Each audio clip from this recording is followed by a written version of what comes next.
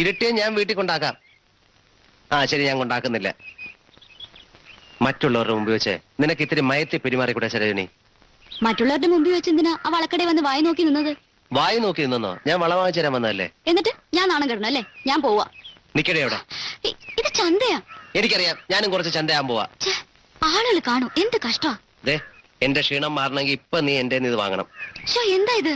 ഇത് വള, വളവളാന്നിരിക്കുന്ന വള. ഞാനിത് ഇവിടെ വെച്ച് വാങ്ങുമെന്ന് സ്വപ്നം പോലും കാണണ്ട. ദേ, നീ അപ്പുക്കുട്ടന്റെ തനിക്കുണം കാണാൻ പോവാ. നീ എന്റെ കാമുകയാണെന്ന് ഞാൻ പരസ്യമായിട്ട് വിളിച്ചു പോവും. അയ്യോ, വട്ടം പിടിച്ചോ? നീ എന്നെ വട്ട് പിടിപ്പിക്കും.